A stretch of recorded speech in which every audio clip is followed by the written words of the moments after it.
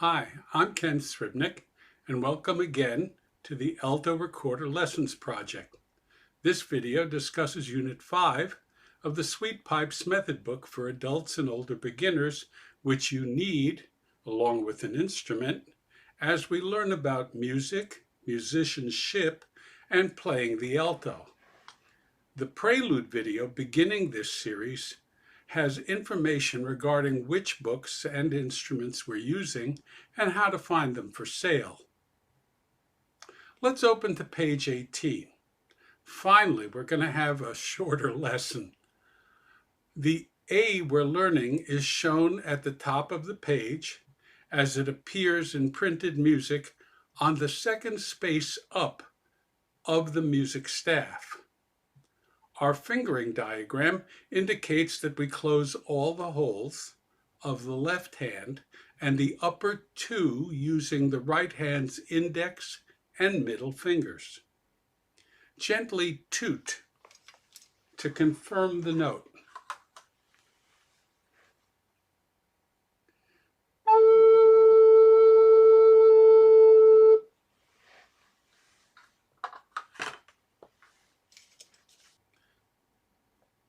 I'd like you to circle with your pencil drills 88, 89, 90, and the tune number 96. Once again, you'll want to perfect any line or song before moving on to the next, meaning you can play the drill or songs slowly with no wrong notes, no hesitations, and no cursing at the cat. All three drills give you plenty of practice playing your A, as well as leaps back and forth between notes near and far. This is quickly a little of what each drill sounds like. I'll play the first two measures or so of each one for you. 88.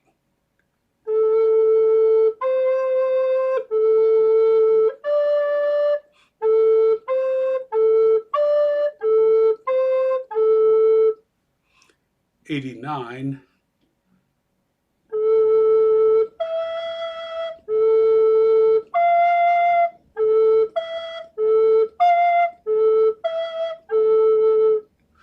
and 90.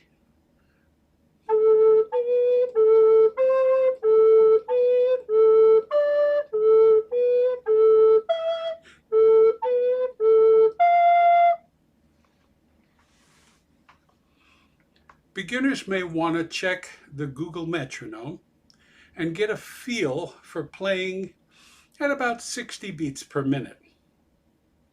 Nobody should play with a metronome, because I'll come to your home and I'll track you down. People with prior instrumental experience should play in their comfort zone and not let their ego encourage them to play too fast. Nothing about music should ever be a race. Again, you want to play slow enough that you have no errors or hesitations. Those, unfortunately, can also be learned and can stay with you as long as any note that you've studied. The music at the start of this video was There Was a Pretty Lass, number 96. I played it at performance speed. You now have learned enough notes to start playing more interesting music. This song is so listenable that it survived since the early 1700s, when it was part of a ballad opera in Scotland called The Jovial Crew. Ballad operas were popular stage plays that evolved from the classic opera with many, many songs, and eventually led to popular songs being printed like we do today. When you went to a ballad opera, you could buy a printed booklet with the play's full script and all of its songs, so you could sing along with the actors and singers as they performed.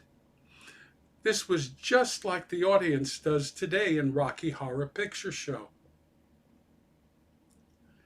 There is nothing in 96 that you don't know.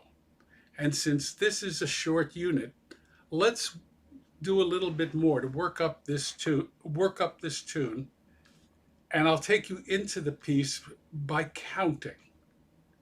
Follow along with me closely in your copy, and you'll have a head start.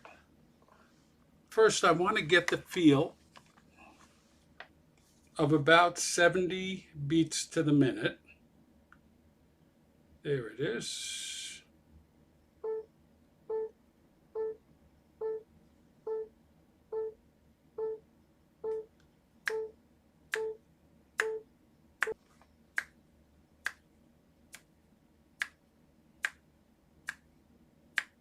One, two, three, four, 1, 2, and 2 and 3, 4 and 1 and 2 and 3, 4 and 1, 2, 3, 4 and 1 and 2 and 3, 4, 1 and 2 and 3, 4 and 1 and 2 and 3, 4 and 1 and 2 and 3 and 4 and 1 and 2 and 3, 4 and 1, 2, 3, 4 and 1 and 2 and 3, 4 and 1, 2, 3, 4, 1 and 2 and 3.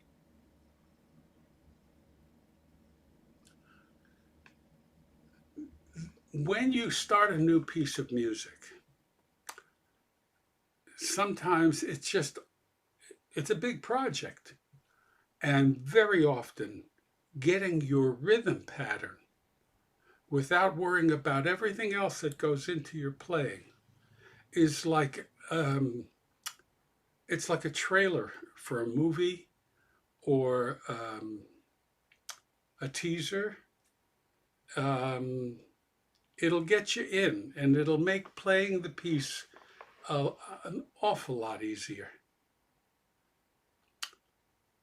Now, I'd like you to play the tune at whatever slow speed you need for accuracy. Don't beat up my student. Don't rush my student. It takes at least a couple of playings to decode and start to play any music evenly. Again, shoot eventually for no wrong notes and no hesitations, just like the drills. That's Unit 5. Like I said, a shorter lesson, but There Was a Pretty Lass is worth your time and work. It's a tune you may find is in your ear the next day when you're not playing. It can be used as a children's dance piece or after dinner entertainment to show your friends and family what your new hobby is. If you want to work on some of the other tunes, 92 and 95 give you the most practice of your new A note, but in my opinion, only the dotted notes keep them from being appropriate for funerals. They kind of drag. Again, give any uncircled drills 3 plays, 1 to learn, a second to play it, and the last to reinforce what you've played or learned. No more. If you're not pleased with your A's, the drills give you the most and a deeper learning. Before we end, I want to take a moment, as I like to do, to make you a more informed player. You're going to hear a lot of names mentioned by recorder people. You'll hear about recorders that are patterned on Rottenberg and Bresson and Denner and Kinseeker and Hattater and Steenbergen. For the most part, these names are just about the outside shape of a recorder to give it some historical glamour for looking like a recorder that ended up in a museum or a famous collection. the names say nothing about an instrument's quality or sound. We live in an amazing age of precision with frequency generators and readers, tools for frequency.